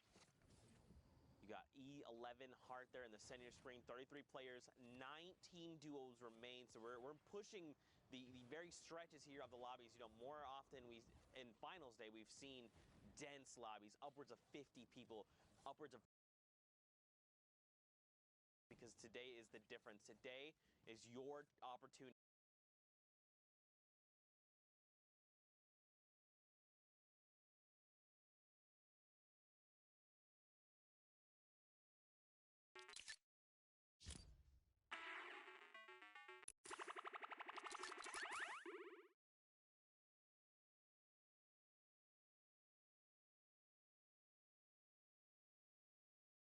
A really good kind of high execution style player. First time I've seen him with Heart, so really interested. But they're up at 51 points. Like, they're challenging and they're within striking distance. And also, like, I want to give a huge shout out right now to all of the players who played and competed.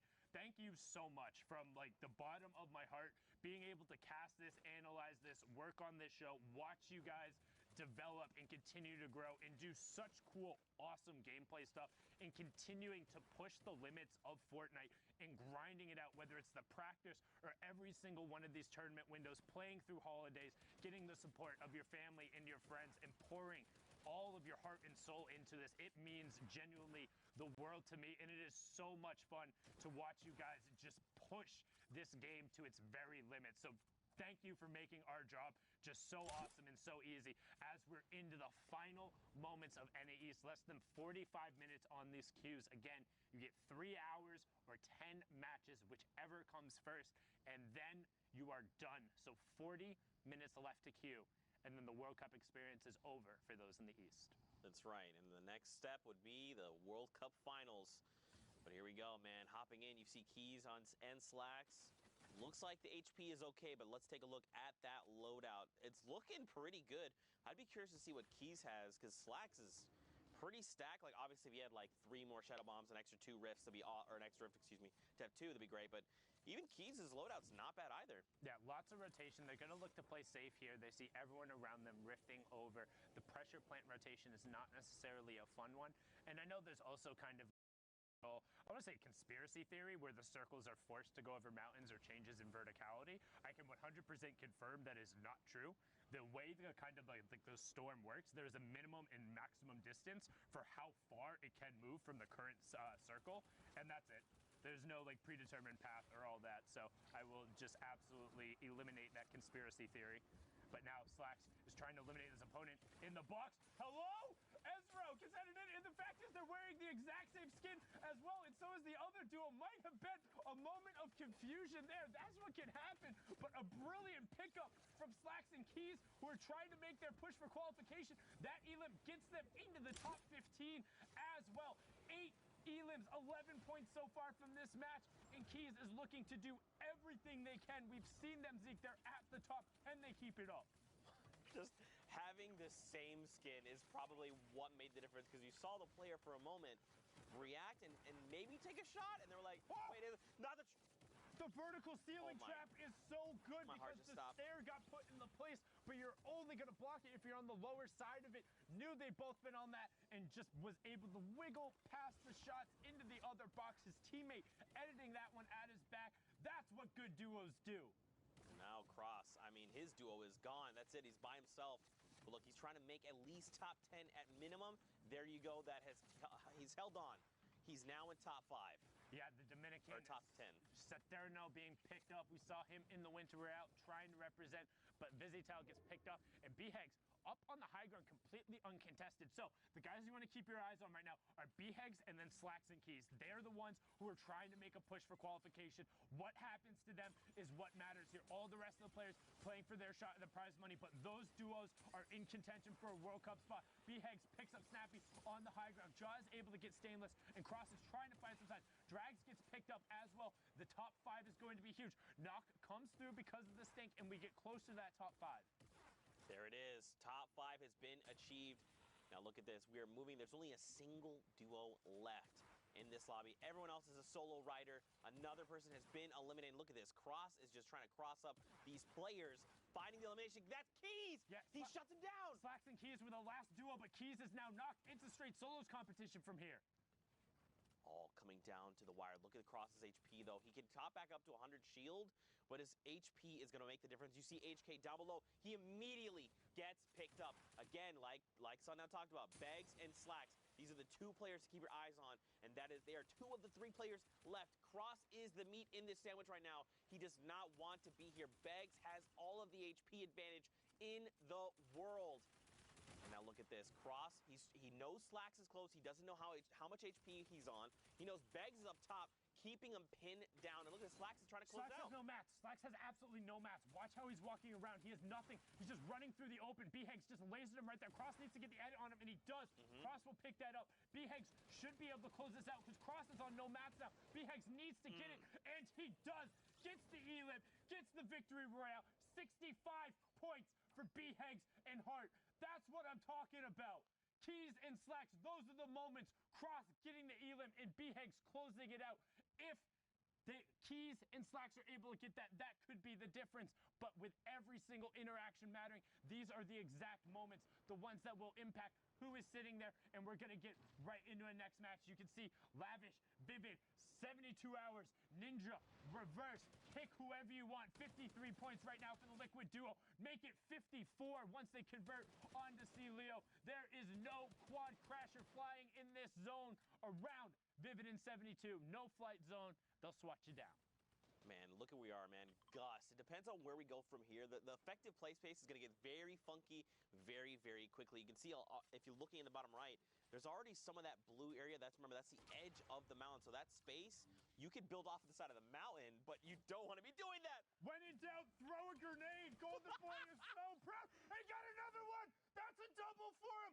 5 eliminations. Now, the question is, can they loot goblin it? Can they get all of that? Because they saw other Splodes go to it. Bizzle had been pouring in Splodes. They want to get all of this because this is 3 teams worth of loot on the side of the zone. They have literally can open a whole anything. Like everything is wholesale. You want medkits, you want shields, you want ammo, you want mats.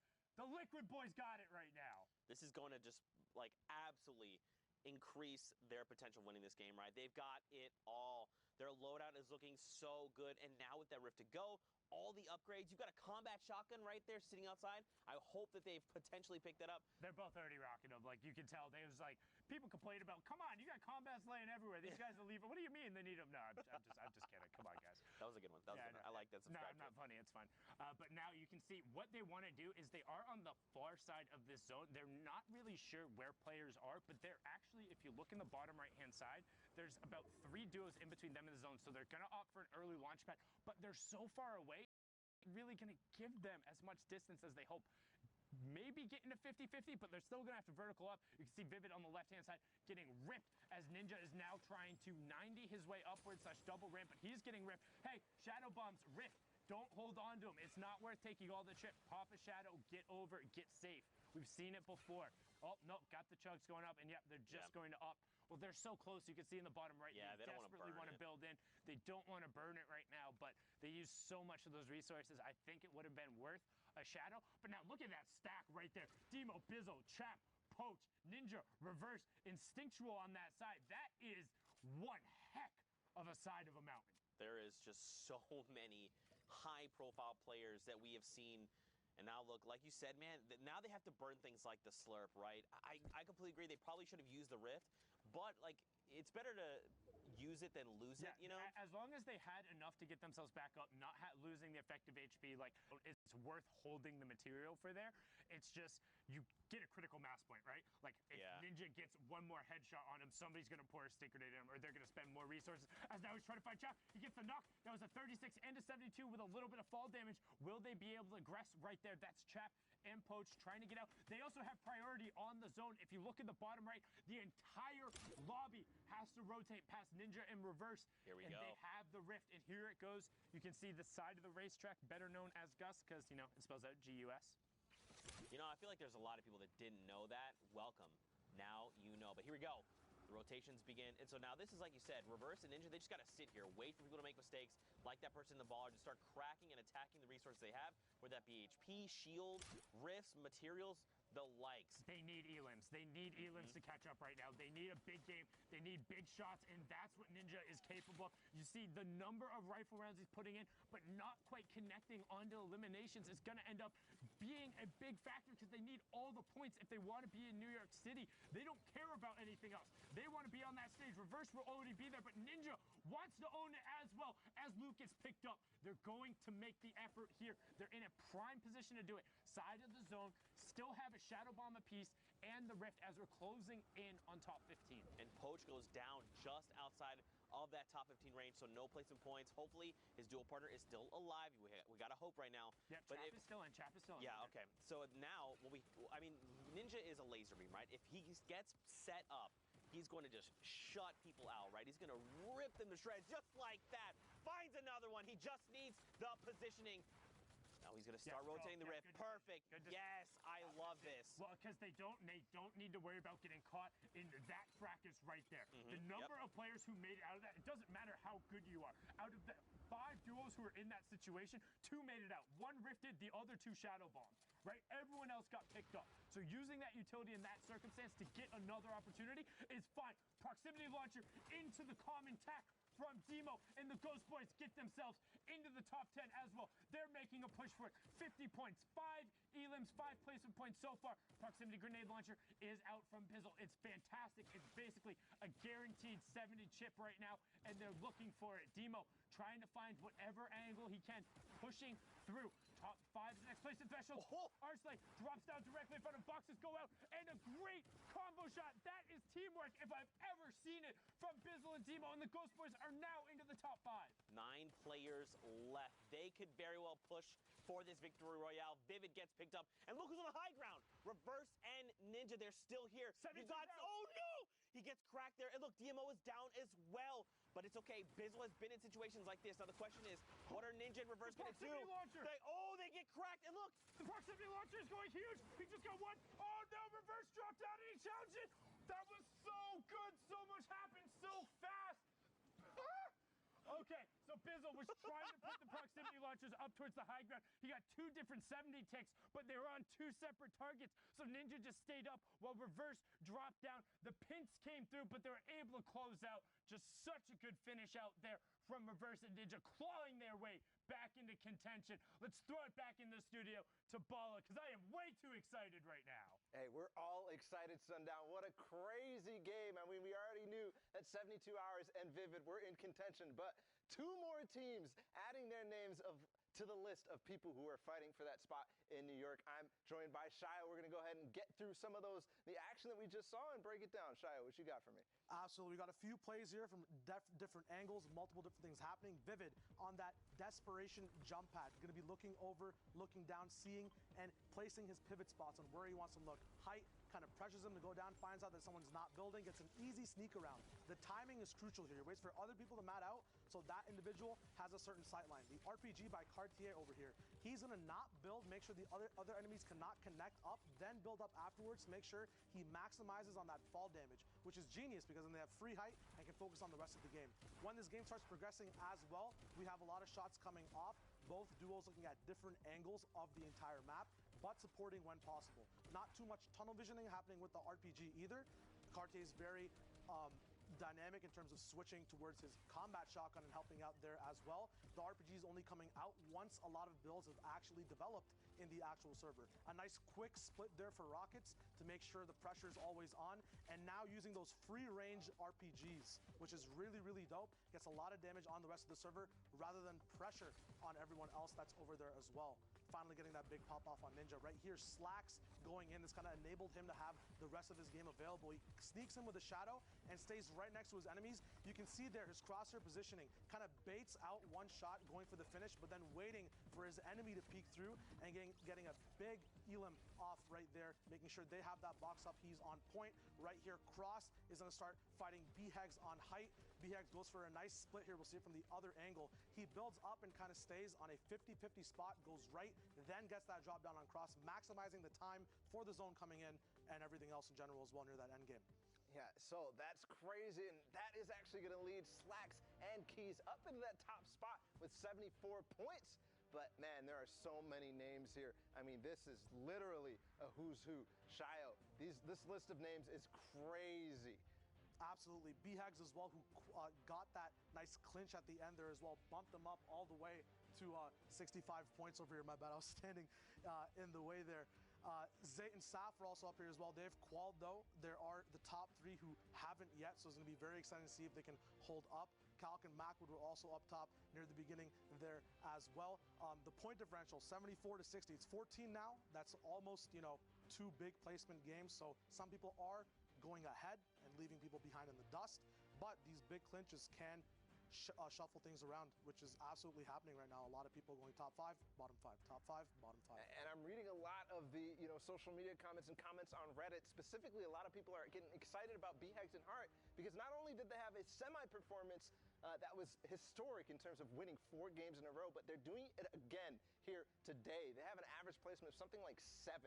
So that's ridiculous, and it's still shaping up. We've got about half an hour to go still in the queues, but I mean, there's so much more to play at Shio. There's so many names on here that we know have the potential to move into New York.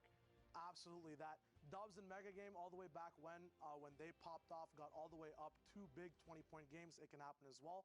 We'll see what happens when we get into these games. Yeah, I can't wait to get into the games. We're going to do just that. Back with Sundown and Zeke. Guys? Thank you guys so much. Can we everyone collectively just take a moment. Hashtag Fortnite Worldcup. And just appreciate that Shy was covering up the things and then took a step back and was like, oh, my bad, I'm covering up the stands.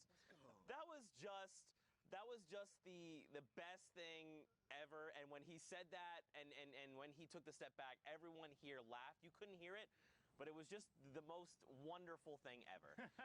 Hashtag Fortnite Worldcup. Send Shy Wager some love. He is the best, and it's so awesome to have him here. But more Fortnite action up on deck, Sundown. Yeah, and actually, so I'm going to kind of blame production on that one. Just going to call in my ear. He told him to take a step to his right.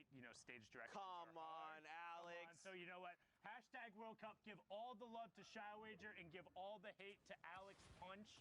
He's on Twitter as well, but that was his fault. Not setting our boy up for success, but Shy Wager has been fantastic so far today.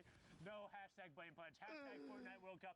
Give the love to Shy Wager, popping in, doing fantastic with his first breakdown in front of the screen, and now we're on board here with Niddle and Casker, who got off to a really good start, but have kind of slowed down now, hanging out at 38 points. But again, anybody can pop off at any point in time. Right now, we've seen its lower 60s to get in 65 and 63 being the mark, which is with a bunch of people being in contention, like they were just talking about, Dubs and Mega have popped off in the back-to-back 20s. Stompy and Tashinkin did it today. Anything is possible, but you need to do it now. That's right. I mean, you still have time, right? It just takes... I mean, 30 minutes, yeah. Yeah, I mean... This game in one more. Yeah, unless you're dropping for elims and you're dropping just bukus of them, in which case, I mean, I don't know how you're doing that. We haven't seen that be successful. Like, generally, once it ends up going through, like, yes, some of those quote-unquote W key games, like, people can get, like, some efficiency out of them. But, 9 times out of 10, those pop-off games are when people are going for the hard super aggro, trying to burn a couple games, and then somebody else is winning all of those engagements and then gets the victory royale as well, a.k.a.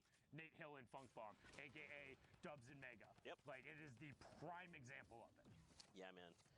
And I'm just feeling, I guess the word would be bittersweet. Like, this is such a bittersweet ending to, you know, everything. 10 weeks of this, and now this is the final 30 minutes here of... No such thing as bittersweet. This is all hype, baby. This is what it's about. Wait, you can see it. Yeah, okay, never mind. Well, we'll talk about this later. Anyway, yes. Excuse me? I'm gonna ask you a question. I feel dumb asking this on the air. This is just classic. Is this the first time Zeekism. ever, or? No, I'm just. This was a really dumb question. This is classic Zeekism. Anyway, who cares? Baldy-sama, Destroy here. They've got no eliminations up on deck right now, but that's okay. 35 players still in the lobby, plenty to feast on. Hey, can we appreciate this tarping real quick? Very good. That was very precise. However, the only thing, like, yes, you have to tarp like that, but with the number of ballers rotating on the low ground, you aren't overly threatened, and you've just burned all but... no, now you're out of mats. So now you have 0 mats. So yes, you tarp to zone, but how much were you actually threatened now? As Macwood and Calculator up on a high ground fight with Casker and Niddle. Casker takes Calculator out, but Macwood then gets the return there. Calculator will end up going down. Macwood does catch himself. Player directly to his right is just going to disengage. That's how you do it. Down 1, over 1. Brilliantly done from Macwood to just get out of dodge, trying to keep his tournament hopes alive. You see him sitting on 61 points. Minigun going to work, but Macwood gets the 85 and then just leaves. Honestly, I would have stuck with that one, but now going to drop down and throw himself into the low ground. Only 4 more builds left. Needs to make a play. Instead, gets lit up. No more builds left. And KD is going to take him down. That is huge. But he was top 15, so that's okay. 3 points out of placement. That is going to make the difference later on. Now, let's watch this elimination be in the top left. Light up like a Christmas tree. Aroa is going to be eliminated now there. We're going to see this lobby get cut in pretty much half. Pickaxe the ball. Do it. You can see him kind of going for it. Actually, not really. He's going for the shot, but the boost headed it out. But I'm telling you, go watch Creo's VODs. He does it fantastically. You will get elims off with that credit. That player does not deserve to just passively hang out there. There is something you can do to put him out there. The only thing you have to be careful of is if they drop out and hit you as you pickaxe. But that being said, give it a try sometime. Maybe not in the Fortnite Worldcup when you're going through, if it's your last time trying it out. But if you're just in a regular arena game or a regular solo or duo, give it a go, as Davon and Fernando are going to look skyward. Another duo in contention, sitting at 52 points right now as Roat goes down to tendons. Owen gets picked out of the sky. These two skeet shooting their way through. And now everyone is down below. We got a campfire going. Just make sure we keep topped off as best as possible. Top 10, another round of placement points, and they're just going to continue sending shots down below. They want more eliminations. They need more eliminations. We're so close. You see, look at this. Owen gets picked off. Kazbek gets picked off. Look at everyone else down below. Symmetrical, Psalm, Cowboy, Owl, Blue Tea, Rogue Shark, Threats. I mean, there's so many. You said it earlier, a who's who.